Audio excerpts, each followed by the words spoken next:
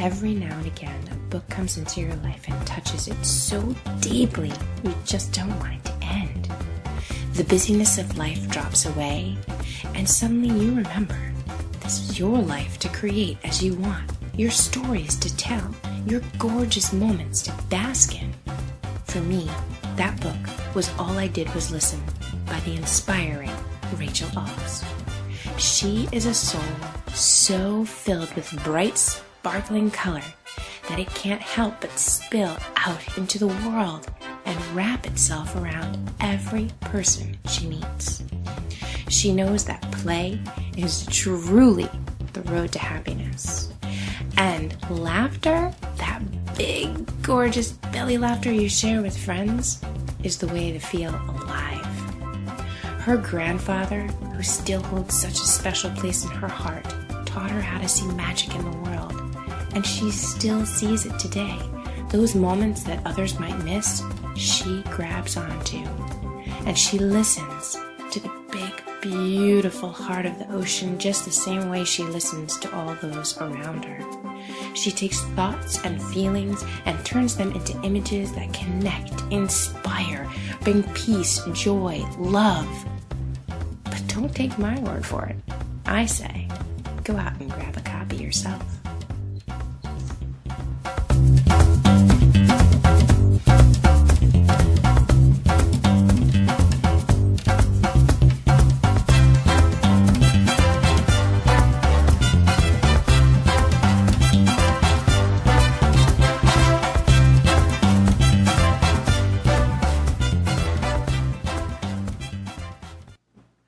Yes, what a night we have in store. So it is really exciting to be able to have Rachel Oz on our show tonight. She is a psychologist, and one of the lines I picked up from her bio is that she affirms the beauty and the strength in the real stories in people.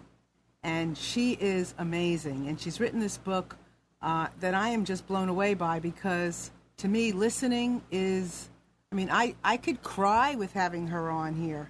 So if I cry, just know that it's because I'm so powerfully enamored by anybody who has a handle on the bigness and the powerfulness and the beauty and the color of listening. And it is with my tears and everything else that I welcome Rachel. Rachel, good evening, honey. Good evening, Marilyn, to all the people listening in. It's so great to be here. So, Rachel, what inspired you to begin this journey that you're on now?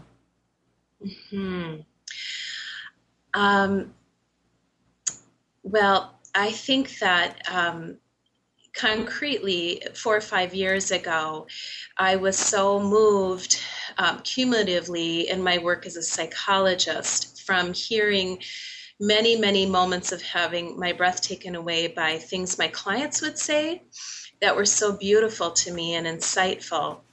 And I thought, I'm alone in this room, as it should be, but I'm the only one hearing these nuggets, and I wanted to share them. And so I put together a book that was a compilation of anonymous quotes. And I found that as I listened deep, that I wanted to create drawings that somehow also told the story of what I was hearing, although I had never created art before. And so I began using other artists' art at first as I was playing with making this book. And then at the time, my son, who was 8, my younger son, put his hand on my shoulder and said, "No, Mom, this needs to be your art." And I believed him and began making art. Now that we have a few pieces here, Rachel, which one should we show first? We have a few pieces of your art. Which one should we show? Well, as I just referenced the book, maybe we could start with Just Being Me, as it's a page from the book. It's actually one of the last pages. There's 232 pages, but the book cumulatively tells a story that's a story of transformation and a healing story that I believe is everyone's story. In one of the last few pages, I talk about how powerful it is, yet the simple truth of coming to just being who we are. Beautiful. So these inspirational moments that you had with your clients, your patients, what do you call them? Patients, clients? Clients. Yes. So these were jewels that you were hearing. Yes. And I believe that's part of what we need from each other is, as we tell each other, share our really honest stories with each other, not just, the light or positive parts of our day, but when we tell our full, deep, honest story, that transformation comes when we are really heard in a deep way that affirms we are beautiful in all of it. So these lines and these phrases, I mean, how do they just come up, or is it, I mean, what are they exactly? Are they people being so comfortable and so raw that these lines just come up? Where are they coming from? Yes. So in the book, I have lots of quotes of things people said, and then I did reflections on each quote. But the quotes, what I was doing in the therapy session, and this is over a whole bunch of years, is when I would notice that my breath was taken away by something someone said, I would literally, after the session, write it down. But where I think it comes from in them is that place, when you are with a really good friend and you're accepted by them and that they're really listening to you and not judging you, then you can let your hair down and really start speaking about what's true for you and not be self-conscious and censoring. And I think that when we can tell our story this way in a really safe relationship, that we start to speak beautifully.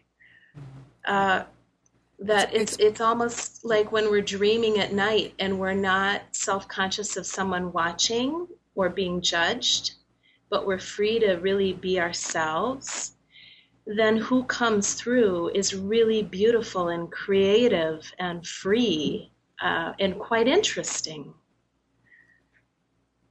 I'm speechless. You're going to have to continue. I can't even speak.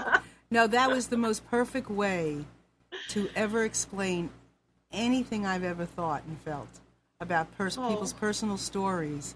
And I've been asked to do a talk, and I never know what to talk about because I so only want to talk about people's personal stories.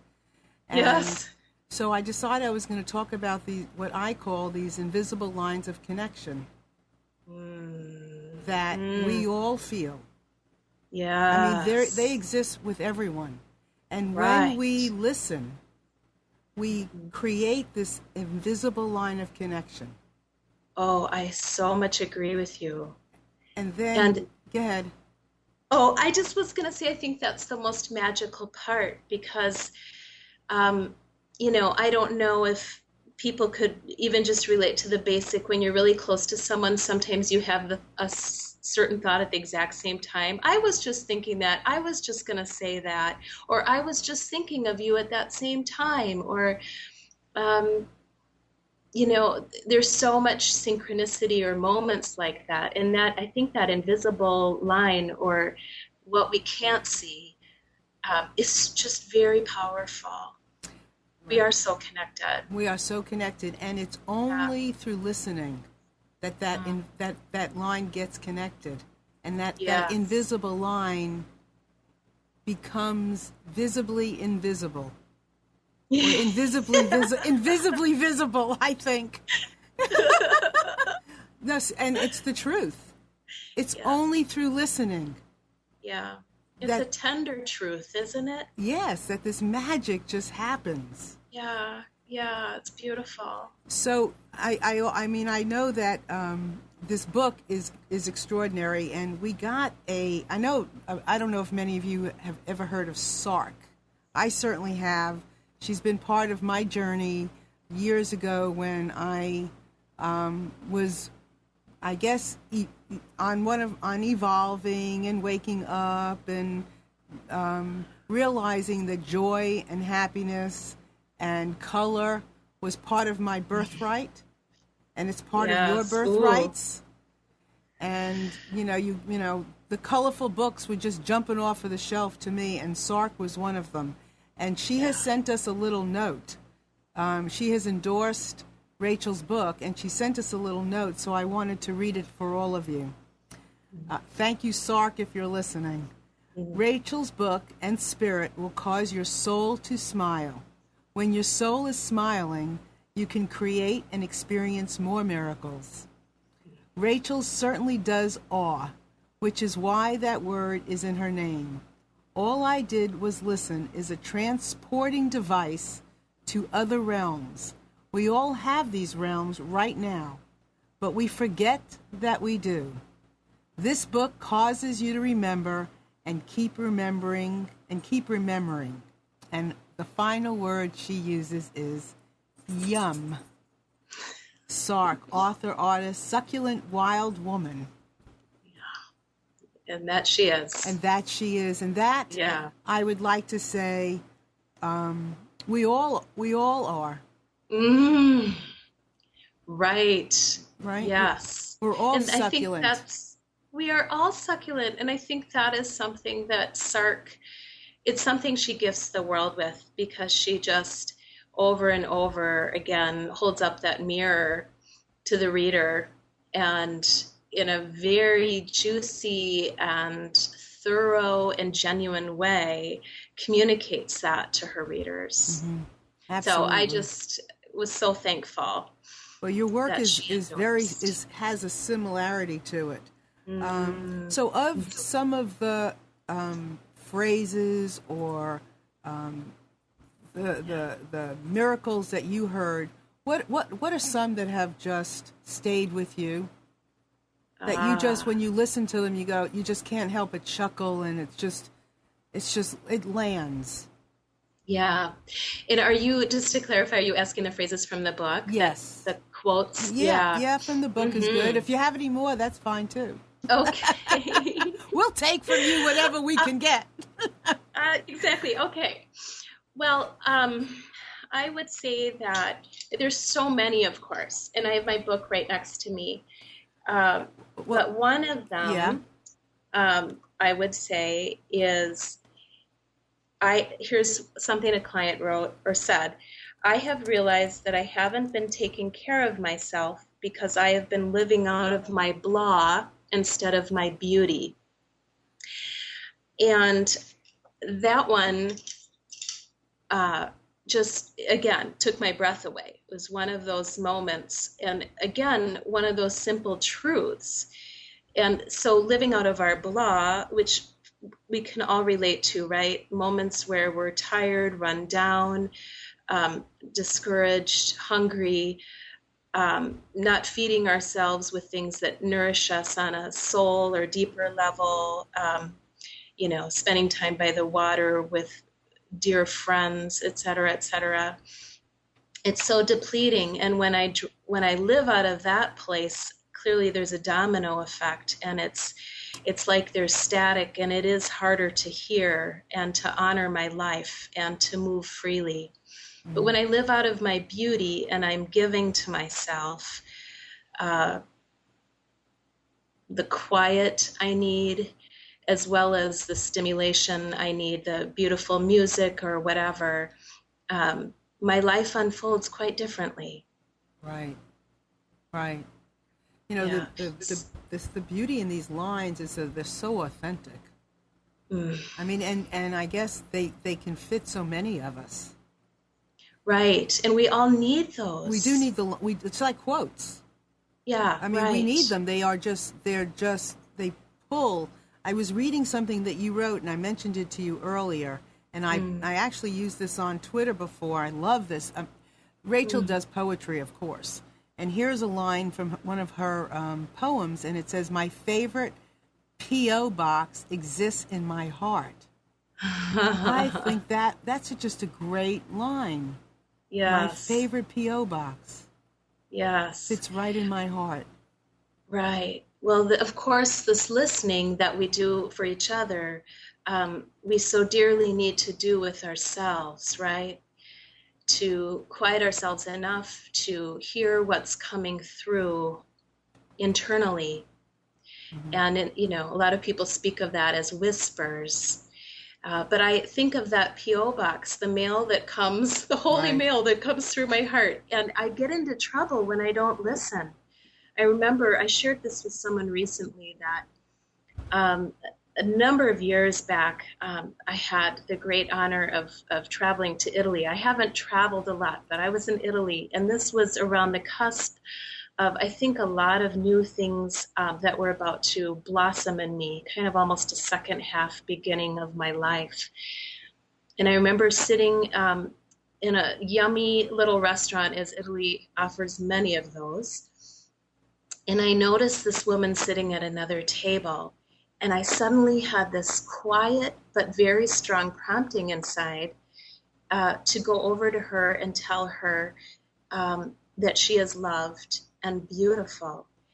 And I physically started shaking because I had never done much of that before. But yet I knew I had no other option but to do it. And eventually I walked over there and said it to her. But of course I'm in Italy and she could barely understand me. And so then we had to involve someone else in the conversation. But it became quite a beautiful little conversation. And that's an example of when I don't, just when I do listen to what messages are coming through or prompts within my own heart, it's so important to follow them. It's almost like, if I fast forward imagining the end of my life, I feel like those would be the most important experiences that I would be able to look back on and say, I've lived a good life. I've offered something back to the world. I think those would be the experiences you would remember. Yes, and remember. I think those would be the conversations, the words that you would remember. The words of your heart, the words of your soul are the ones that are all, I mean, they're the words. They are the words. They are the words. And don't you find when you follow them, those experiences, not only do you remember them, but they change you. I call those words fleeting moments of genius. Oh, okay, yes. They go really fast. That's why you have to listen and get your listening practice moving along. Everybody out there listening now and watching, it's very important to get your listening practice, no different than any yoga practice or any practice you would do. Just get a listening practice going because it's so magical. Right? It's like my favorite boss. It's like when those messages come through, like that's such a true authority in there. And what I find is when I do that, it gets clearer to me a sense of vocation or purpose because, there's themes that start to emerge once I start listening enough, Right. And also it's just really interesting because as I've listened to that, I've even started dressing differently. Like I want who I am on the inside to match who I am on the outside. Well, that's permission. Okay, everybody, I want you to hear this. This is great permission to really to be that. So repeat that again. Okay, and I could even elaborate a little bit. Do that. Then we have some questions on the chat. So I want to address that, but talk about the dressing first. Great. Okay. So what I have found is that the more I've listened, like I said, to my insides, I want my outsides to match. So not only in my behaviors, like approaching that woman at the other table, but also in how I present myself, I want to be authentic. So I brought a couple quick things to show you, super random, but so I've begun like drawing on my clothes. I just think about being a kid. Sometimes we drew on our tennis shoes or hands or whatever, which I will still do occasionally. But I don't know. You guys, I'm terrible at Skype. But like, here's a skirt where there's houses. Uh-huh. Okay, super random. And I have drawings on shirts. It says taking in my full garden. Sorry, terrible at this. Okay. But okay, it's not about terrible. It's not about that. Thank you. It's just about an expression. And that right. is more, Yes. that's excellent. Right? Yes. Bleach pens on pants, whatever. I mean, it's just so fun. Like, I don't want to take everything so seriously. Like, oh, a grown-up would look like this. I just want to look like me. And I want to be me. And I want to listen for what that is. And I want to honor that in other people. Thank you. Because listening to me is the Queen, King, Prince, Duchess of York sense of all the senses. It is the president of the senses. It's the first lady. It is the everything of the senses. I mean, you have to listen to what you see. You have to listen to what you taste. You have to listen to what you touch. Everything gives off information. Everything. Everything does. Everything. And we don't play enough. When we don't play enough. We don't play enough. Right? No, we do not play enough. Maybe, would this be an okay time real quick to show Linger a little longer? Yeah, it's just a quick art piece that has an abstract woman smelling a flower. But just the idea of not playing enough, just taking the time. It's so cliche to smell the flowers. Children know how to do this. If we let them. If we let them. Yeah. We don't rush them around. Right. That's beautiful. And rush ourselves. Right. Yeah. But so there's lessons to be learned from these because this is inherent for everybody.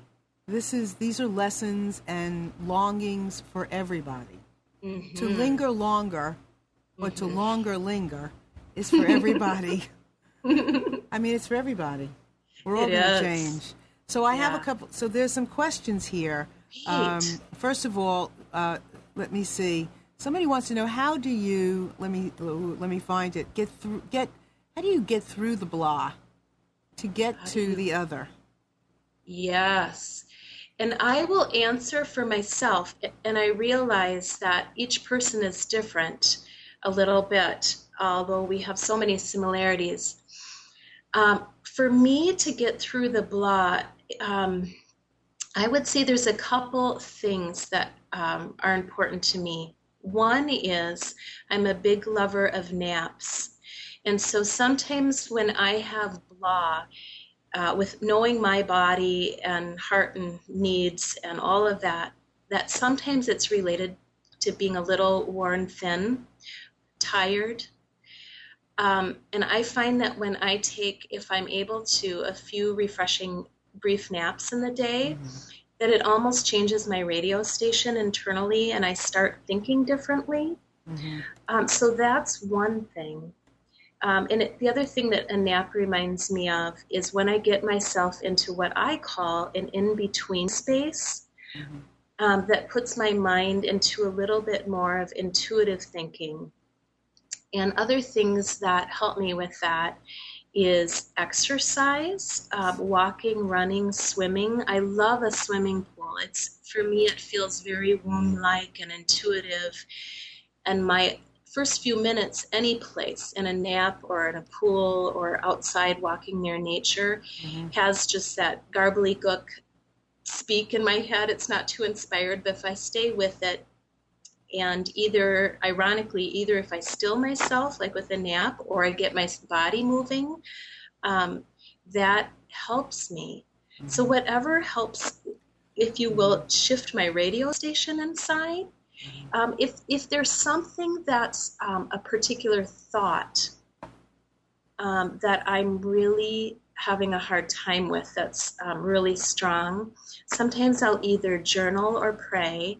And in that journal, I'll try to look for, in my words that I'm writing down, thoughts that may not be loving or ring really true, but where I may be extra hard on myself and not need to be. And I kind of challenge how I'm thinking about that and ask myself, if I were an old oak tree, what would I have to say about that? Or if I was love or an angel, what would I want myself to know is the deeper truth?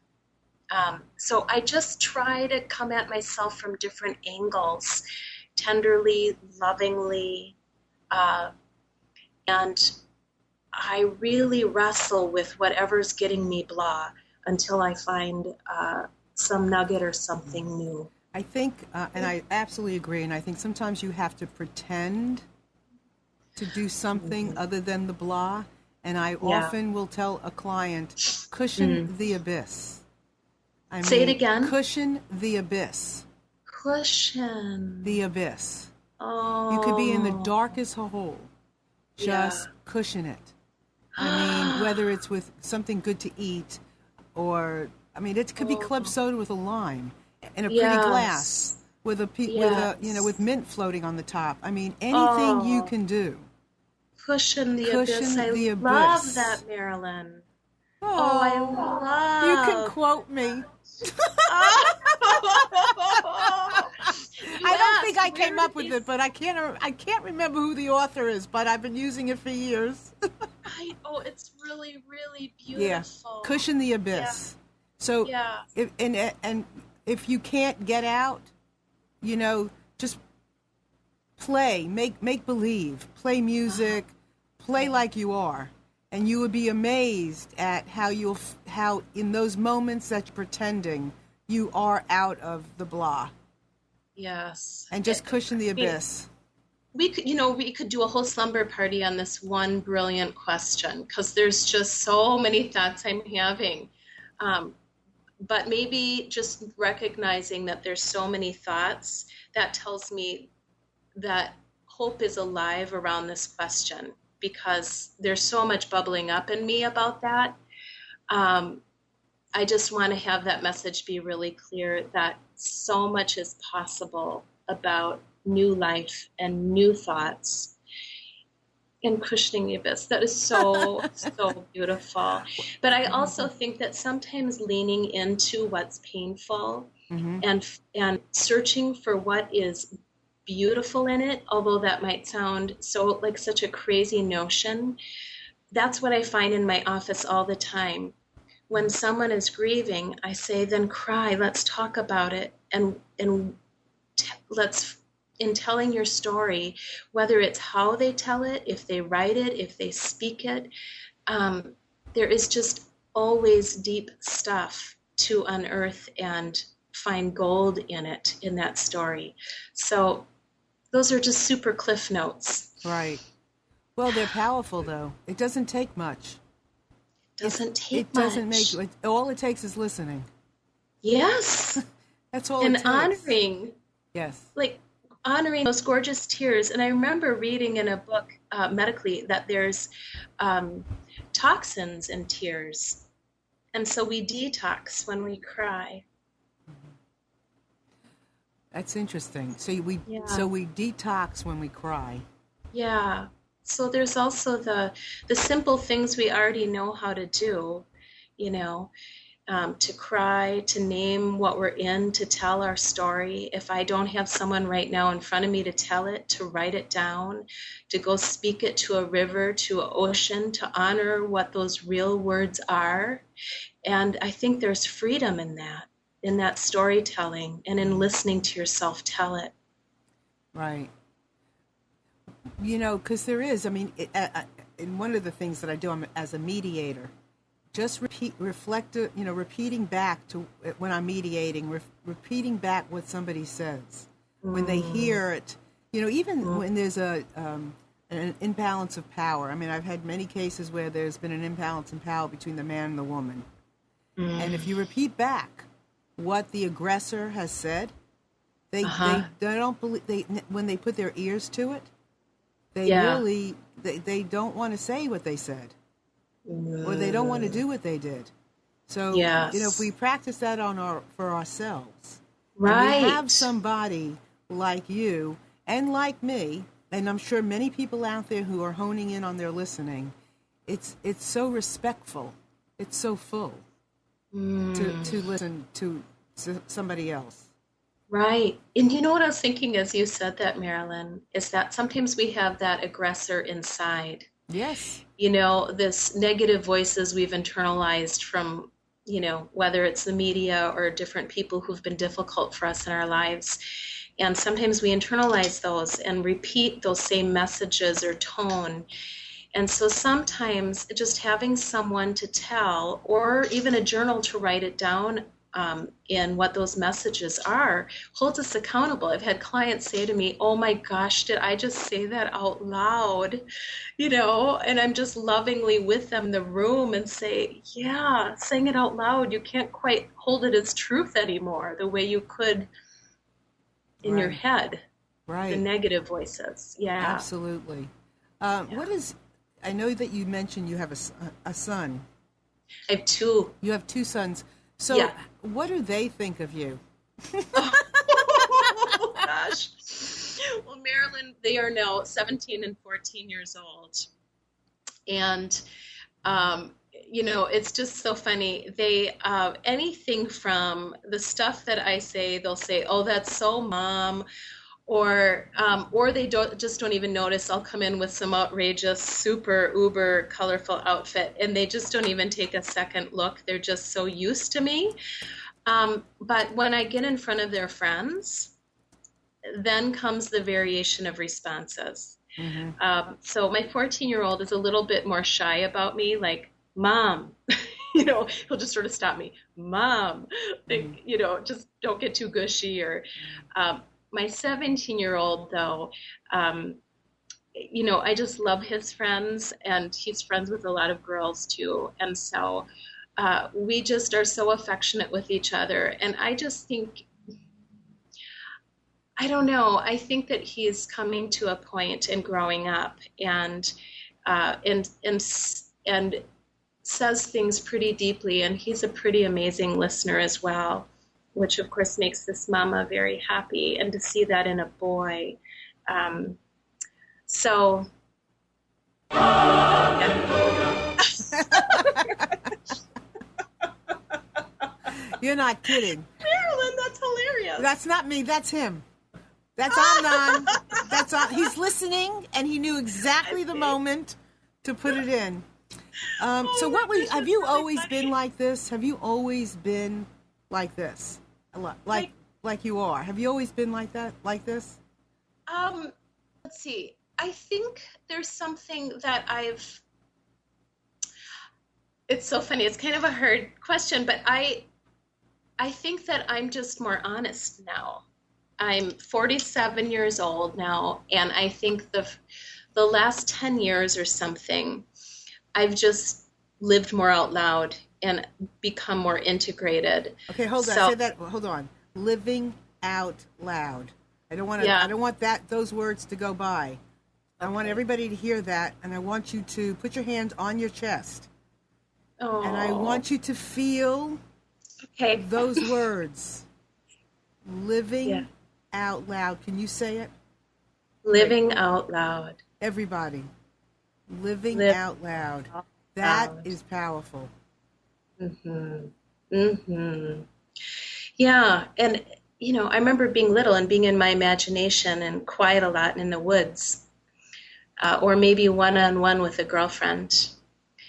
Or noticing bits of things that I loved. But now it's just, life is too precious, and people need each other. We need each other.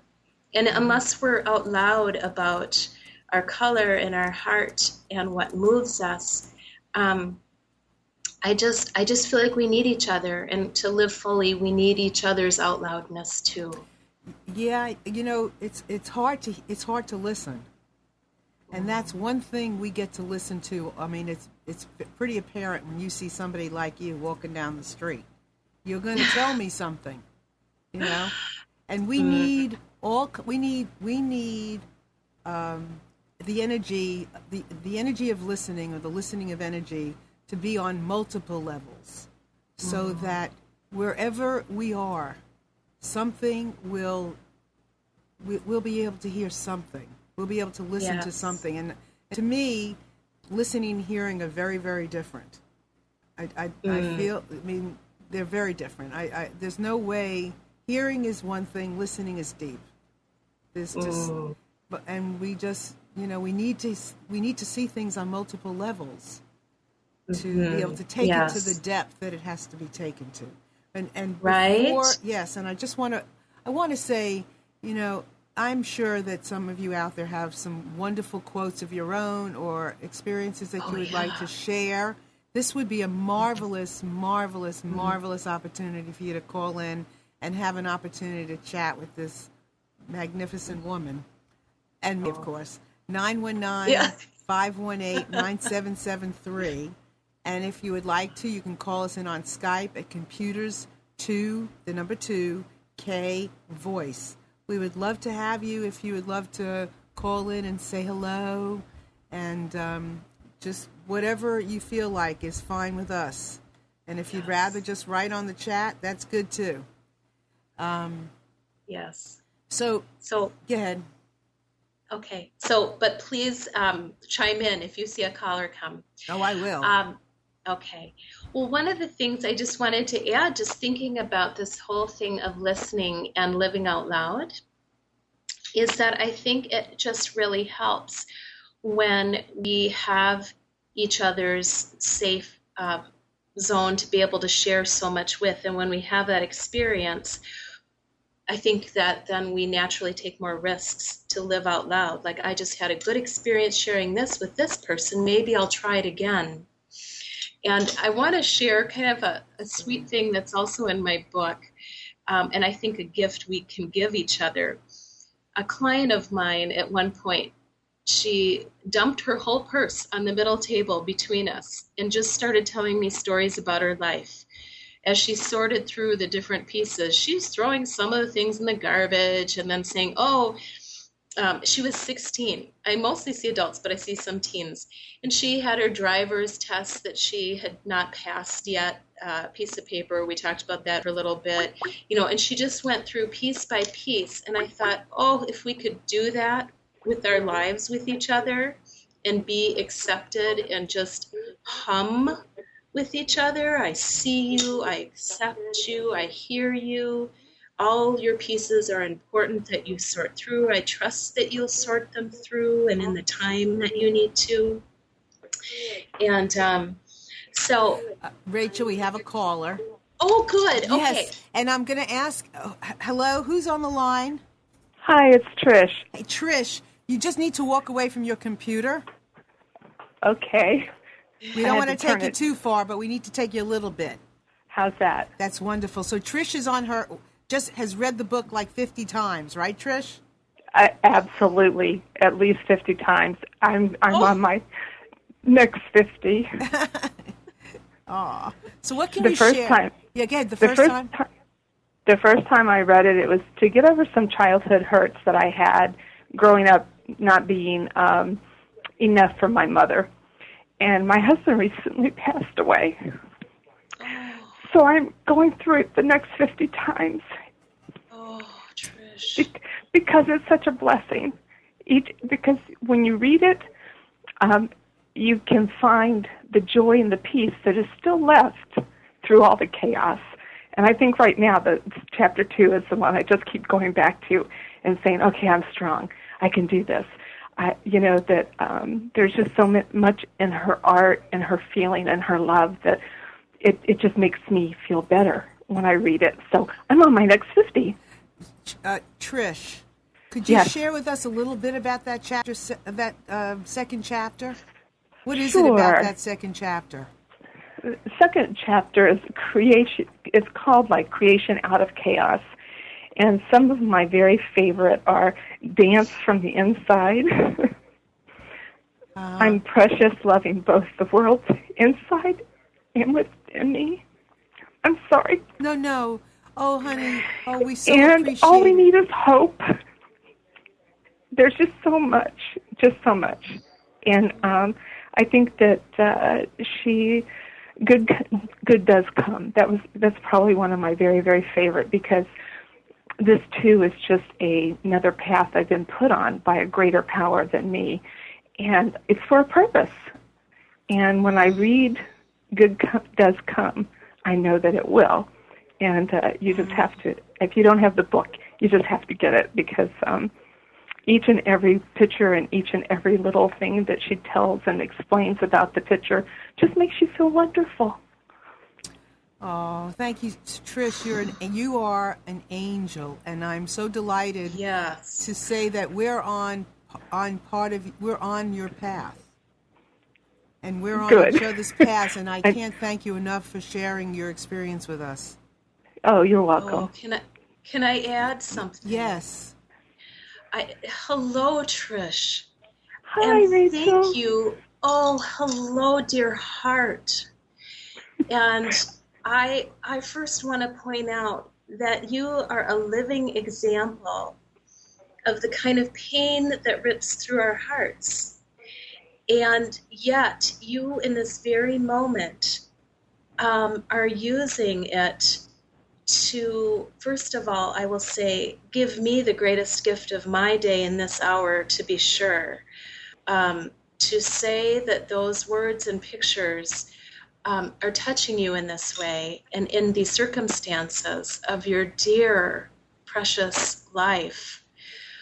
You just need to know the great gift you are to my day. And that out of your pain, you just gave me something tremendously big out of the ocean of you.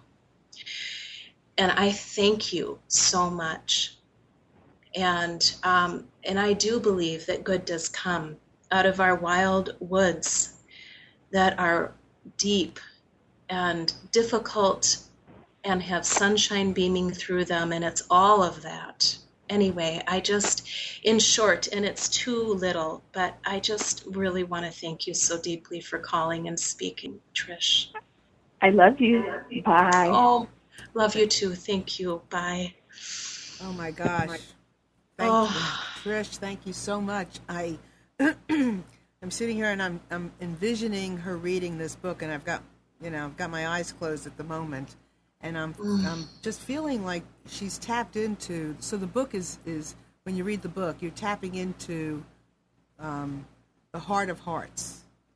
You're tapping into a community of hearts, of people sharing their stories and their goods, their pains, their triumphs, their challenges, and it's affirming, because we're in it. We all experience so many things, but somebody can put it into a word or into a phrase or coin something that can just put you on that magic carpet. And I think that's what you've been able, by your coming up with this title, all you did was listen. I mean, that's all you did. That's all it is. That's all we all should do, could do, remember to do, is all we could do is listen. Right. Can you imagine? Go ahead, honey. Yeah, imagine how amazing it would be in some of the top political circles or whatever if they had silent retreats and just did more listening and not as much talking. I just wonder, I would be curious about that. Several years ago I saw Eckhart Tolle. He wrote the book, The Power of Now. Yes. And I saw him at a conference, and he was one of the keynotes. And he got up on the middle of the stage, and nobody else was on the stage but him. And he sat in a chair, all by himself, with a wooden little chair, and said nothing for probably about 5 minutes. I mean, nothing at all. Yes. And people were just, and there must have been 1,000, 1,500 people in the audience, and they were swarming in their seats. I bet that was uncomfortable. It was so uncomfortable in the beginning. But a lesson. Oh, it was phenomenal, because once, maybe, after the first 2 minutes or 3 minutes, everything just settled down. And then when the time was right, he took center stage and started to speak, and he just got right into it. And it was magnificent. There was no noise. There was no clutter. There was nothing. Yes. It was just pure, perfect, pure and perfect. Yes.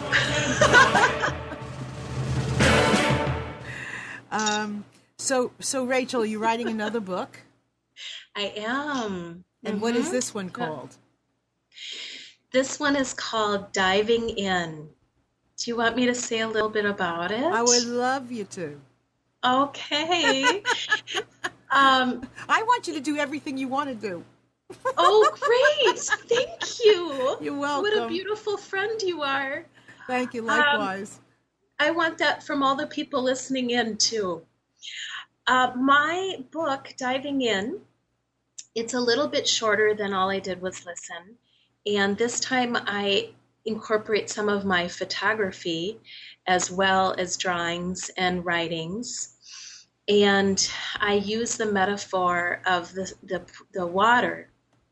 And it's about diving into our lives, being in there.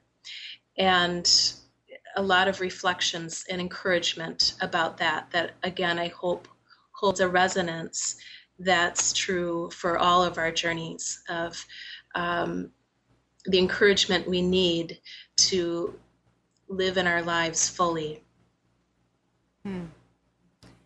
So I'm saying it a little vaguely without going, you can tell, into too much detail. But that's okay. We're going to have to track it down.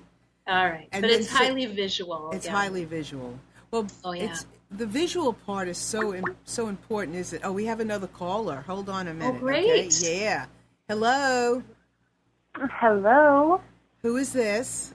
This is Lisa Wilson. Hello, both of you. Hi. I just wanted to offer a huge, huge thanks to Rachel and, of course, to you, Marilyn, for providing this space. I had recently come across a quote that mentioned it was the representational objective of art is not to represent things, it is to represent what happens to humans when they confront things.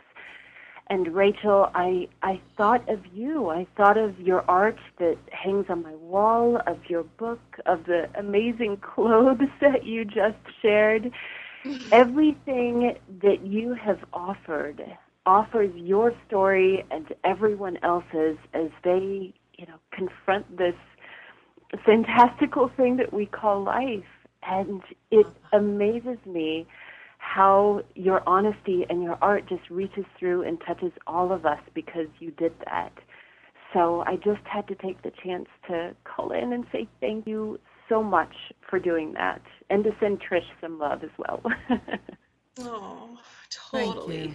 Thank you. Lisa, it is incredible to hear your voice, and I just adore and love you from afar and near. That invisible line Marilyn and I were talking about earlier. And when you talk about the idea of a thing in life, it reminds me, it's beautiful. It reminds me of another thing I heard that was so freeing at some point, which was that when we buy things, whether it be furniture, clothes, towels, whatever, all these, quote, things in our life, that we don't really need to get caught up in, will this piece match this piece? Will this shirt match that shoe? Or that furniture match whatever? What needs to match is your love. And so if you love this piece and that piece, it will match because you love both of them. So it's coming from some place inside, So for example, here's my shoe I'm wearing, and I love it. This thing. Oops, I'm going the wrong way in Skype. Okay. Woo! Okay, and then, I love this scarf that has little orangey flowers, whatever. So I don't think, are they going to match? I just put together, I love that. I feel like I have that love in the moment. I have that love in the moment. I have that love. And so it's my love that will match everything up. And that's, I think, the life you're talking about and what's honest. And so it's about things, but it's not about things. I don't know. That makes sense. And it takes a lot of courage to live from that place of love, though. And that's inspirational, I think, for so many of us. So thank you so very Oh. much, Rachel. Thank you. And thank you so much for Huge calling. hugs. Yes. Bye-bye. Bye. Bye. You know, it just occurred to me that you know, so often you read these, you know, you read self-help books and they're painful. I mean, most self-help books are painful, and It's true. you know, they're about anger, they're about this, they're painful. The things that we're talking about with your book and your message, and is exactly where we should be taking our self-help. I mean, if you want to self-help yourself with something that's joyful, something that's colorful, something that resonates, that when you read it or you see it, you're gonna have you're gonna resonate. You're gonna have a resonance with it. You're gonna feel something that you will feel light. You will feel free. You will feel Yes. joy, even when you didn't Yes. think you could. Yes. I mean, self-help books are awful. They make you sad. Some of them do. Yeah. Absolutely. Right? Yeah, Sark yes. is an exception as well. Absolutely. She's just amazingly uplifting. No, Sark was amazing, and Right, there's it's several yeah. artsy kind of books. Julia Cameron's book. Yes. Was She's great. fabulous. The Artist's Way. Yes, Yeah. that was great. Yeah. I mean, we should. There's some These are good the ones. these are the kinds of things that we should Right. take on in our lives. I mean, being able to talk about, show your shoe, and talk about not having to match things, but having just to be in love with them. Right. I mean, isn't that Right. magnificent? It's freeing. It's freeing. So Yes. we only have a little bit of time left, but somebody Okay. somebody wants to know what's on your bucket list. What's on my- what's on your list of things to do in your life?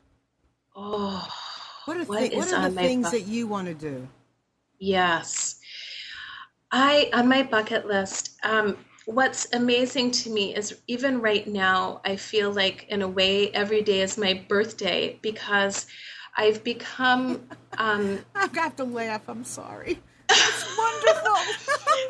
because there's just something about choosing to love people and to love my children as much as I imperfectly can, and to be in this moment with you, Marilyn, and to see your sparkly, beautiful crown around your neck, and to hear these people call in, like even in this moment's my bucket list, that it's honest and it's true, and I could even cry at this moment saying it. It's just really true. To have honest, deep exchanges with myself, with others, in love, and to allow enough quiet so I hear Cinderella moments at dawn and dusk with birds and squirrels coming out and bunnies, and that the fairy tale can be real. And even in pain, in the painful, I have pain in my life. I have it, and I've had it since I was little too. But it's in being honest, and it's reaching out to where there's real love and offering. I don't know. I feel like I'm turning into a cornball here, but my bucket list is continuing to follow that. It's safe. It's safe there. Yeah. I think I really believe you're protected. Now you do take it further, which is perfect. You are your book, you are your art, and it's perfect because people need to see that self-expression and to know that it's perfectly fine and beautiful to do that. It's the center.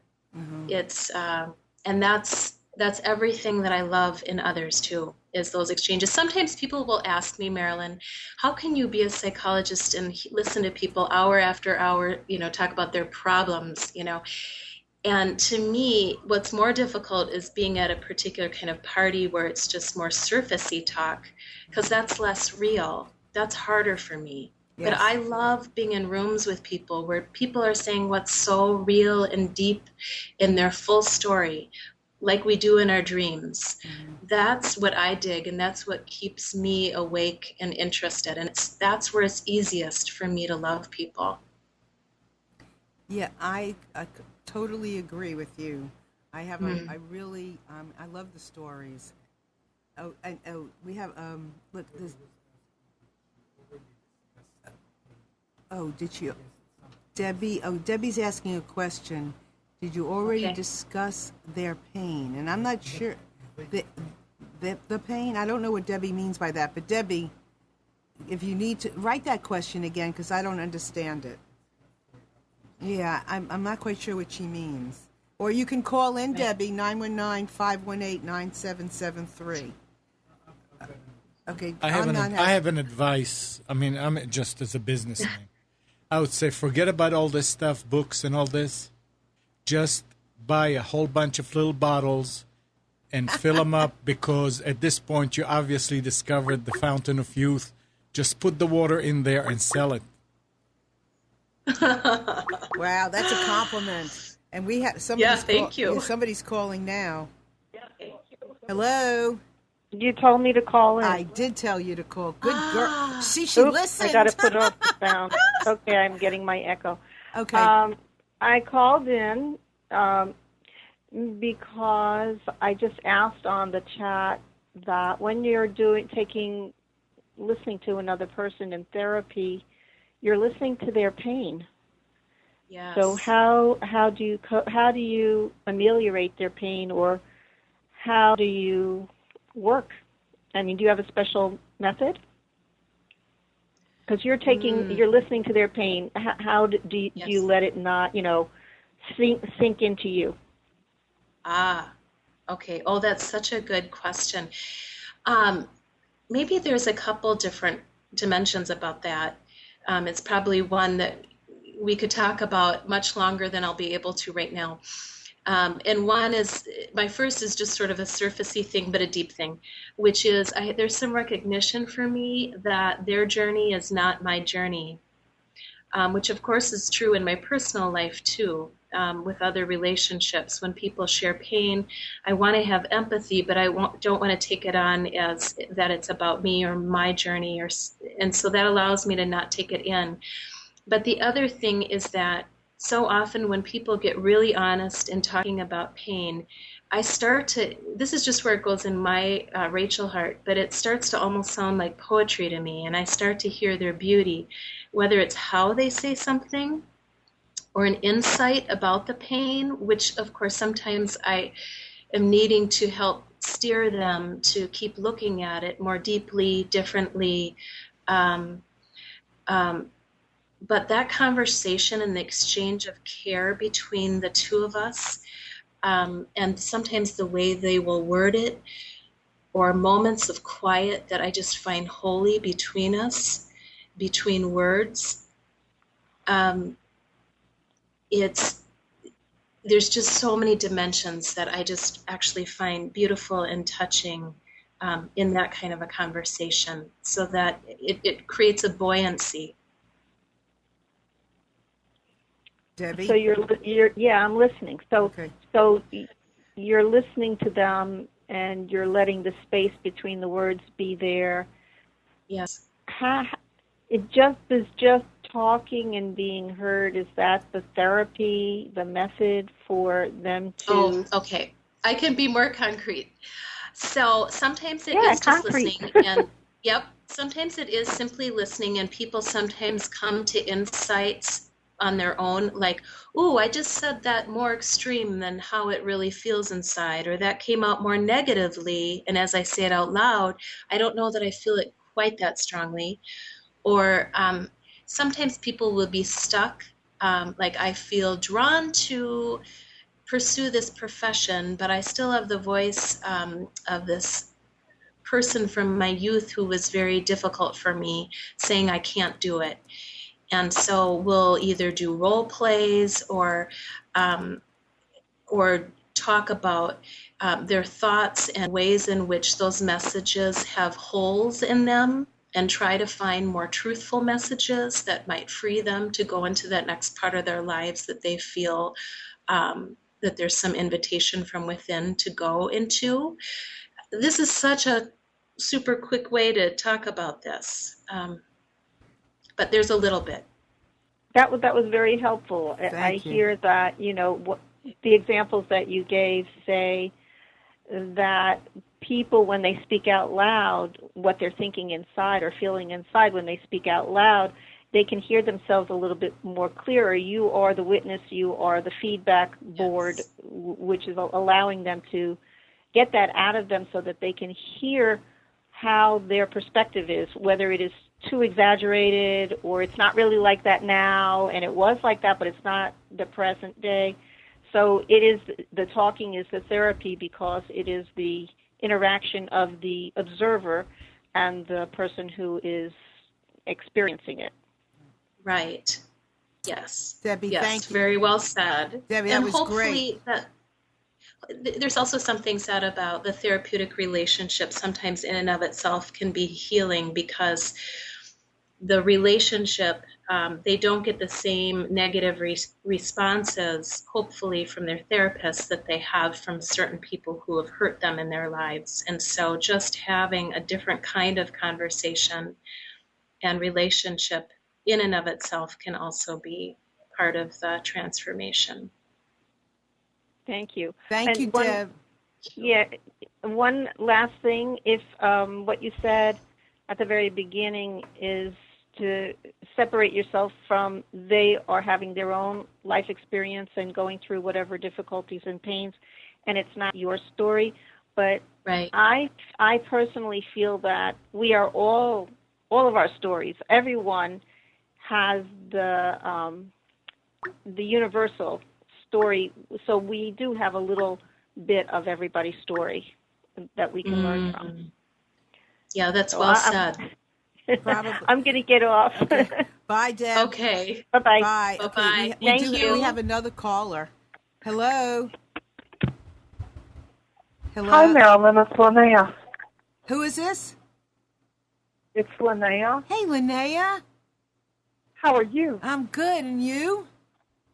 I want to rush out and get this book and read it now. Good. Did you have a question or anything that you wanted to comment about? Well, I had a story to share if you want a story. Go ahead.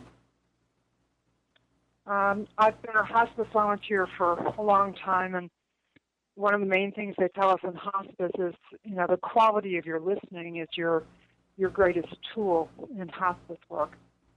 And they called me one day and they said they had a woman who had been kicked out of 5 nursing homes and they needed a miracle.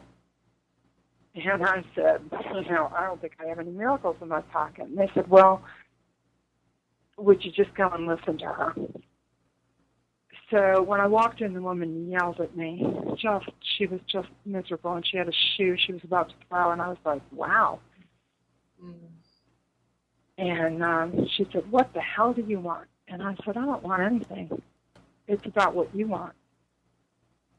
She thought about it for a minute, and she said, what I want you to do is listen.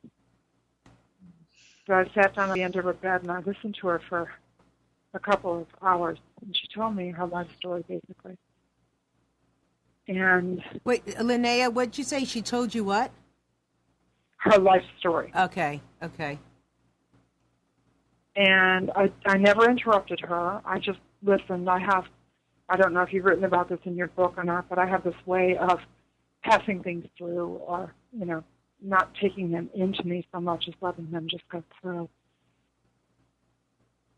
And when she was done, I just stayed quiet, and she said, well, what now? And I said, are you complete? You said, she said she Linnea, I can't hear you. Say that last piece again. You did what? You said what? I asked her if she was complete. Okay, I got it. And she said yes. And I asked if I could rub her feet, because I'm also a massage therapist. Oh. So I did. And this woman, according to the doctors, should have been dead like 6 months ago. She was in terrible physical shape. And they called me the next morning to say that she passed peacefully in her sleep that night. Oh. Is that so the most beautiful story? Yes. Wow. So you listened and you touched her. Yeah, and when I went to hospice meeting the next time, they said Oh, that Linnea, she's pretty good, but don't let her touch your feet. Oh my goodness. Oh, and I love that you touched one part of her that for most of us we would imagine would not be touchable, that someone wouldn't want to see or touch us there. Such a full-hearted listening and being with her. It's beautiful. Linnea, thank you for sharing that story. That was perfect. Yeah, it seemed to fit so well.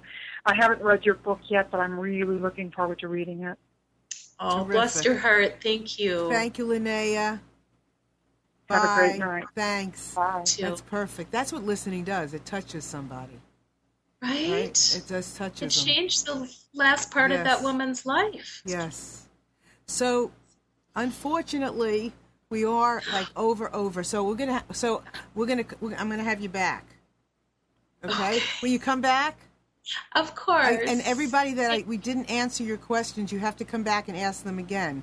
I mean, there's one right here that I really want to ask you before we do say goodnight. And it's by Karen. And she said, how do you balance when you speak your truth and others don't like it? Like you come out in color, or you live your color. How do you do that when other people don't like it? How do I handle that? I mean, most of the time I expect that not everyone will like it, or I can't please everybody. But I tend to lean into the people who do, who are where I feel there's a connection. Oh, it's such an amazing question, and I just don't feel like on the spot. Well, can I add a piece to that? Yes. I think when you are when you are working on being there, or you are there, you're coming from a joyous, wonderful place.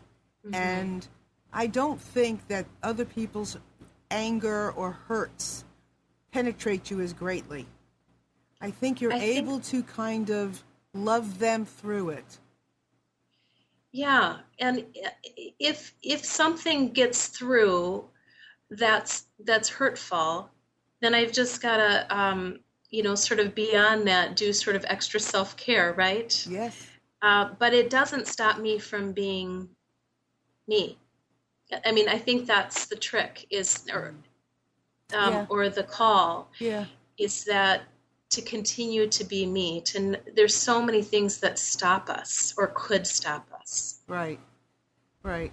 And I think we just have to understand what the word acceptance means. And accepting how other people may see something or how they may be. And right. But then you come to a show like this and you see all the questions and all the people, and you realize, and you read Rachel's book, and you realize there's so many people wanting to express their color, wanting to express their authenticity, that we have to. We need it for each other. We do. And I'm willing to put myself all the way out there for the few jabs that come, because they do. Because it's just all the love that flows back and forth with most of the people. What's better than that? Not much. And bless the people where they're a little gnarly or grumpy or not accepting, because that's something that's getting triggered in their own story. And I just, honestly, I wish them well and healing. Yeah, and I wish them well too. And here it is again. I wish him well. The thing is that, we need each other to take us deeper. So I need some of that other, or I don't know about the word need, but, those people that help me go deeper, help me dig down deeper from my love to come back up, to be loving and supportive and accepting of others. And it just, everybody has a purpose. So, Rachel, I hate to do this, but we're going to have to. So, your website, where can people find your book, all that good stuff? Sure. So, RachelAwes.com, so all one word, RachelAwes.com, is my online art store, which has my book. It's now in 7 Barnes & Noble stores in Minnesota at this point where I live. And it's also on Amazon.com. You can just type in, when you get to Amazon.com, all I did was listen, and find it there too. Perfect. And please, everybody out there, and keep in touch with us here. Rachel, I offer you the same thing. Just go and like our page on Facebook, on the Breaking Free Show, so that we can keep these conversations going, because our page is a safe page to express anything you want, anything you like to express, to share with us. Please do that. And, come back next week, 8 o'clock, Monday night, for another smashing show. And we're going to have Rachel on. I don't know how long I can wait, because I want her on right away, because I loved having her here. But I thank you all so much for partaking in the show, participating, sharing your thoughts on the chat, engaging with each other. That's what makes all this work. And this is Monday night. Wednesday night, Julie Seibert's on at 9 o'clock. Reawaken Your Brilliance. Great show. And then Sunday, Carrie, my favorite psychic, at 8 o'clock. And then Monday at 11, Debbie Brooks' show. It's a homeopathic show, Health In. And Amnon, Sunday morning, his computer show at 9 o'clock till whenever the boys decide to stop. So we have all kinds of wonderful things here. Tune us in next Monday, me, 8 o'clock. Rachel, we're going to get back in touch with you. Would you come back again? Yes. Oh, thank please. you. Thank you so much. We know we just touched the surface of your brilliance, because I know there were other things. So I want you to come back. So everybody have a wonderful evening. Thank you for being here, and live out loud. Yes. Yes. Good All right. night. Bye. Okay.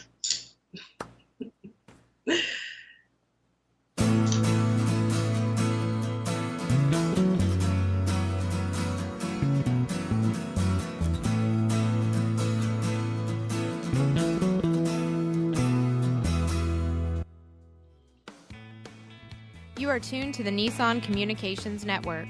Our weekly lineup of call-in programs includes Computers 2K Now with Amnon Nissan, Sundays 9 a.m. till noon.